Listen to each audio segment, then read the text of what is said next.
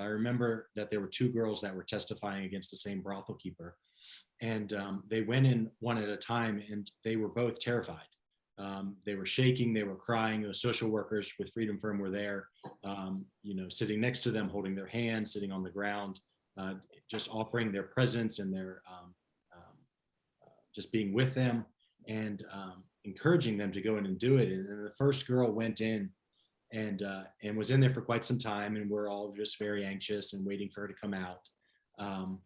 And when she finally did come out, she threw her arms around the social worker, and it was this mixture between crying and laughing, which was laughter would be an unusual reaction, because she certainly didn't find the situation funny.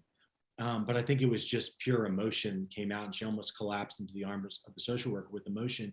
But it was a joy and a relief, and I think it was that burden was taken off of her, but also she had been empowered to go in and seek justice for herself. And then the second girl went in, and similarly she came out, and they all hugged.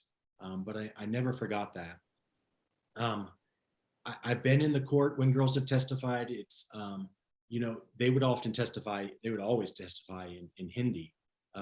We were in Maharashtra, the language was Marathi, but they all spoke Hindi because that was the language of the brothels, because they all spoke different languages, but they would watch Bollywood movies, so they would pick up the common language of Hindi. So they would come to court and testify in Hindi. So I couldn't understand what they were saying.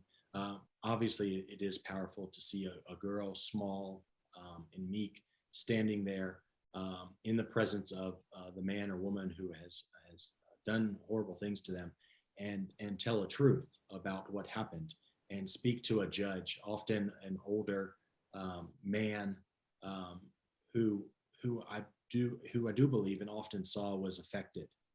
But that power difference between the judge and the girl is often very powerful, and for the judge to sit there and listen to her and consider what she's saying, it was powerful.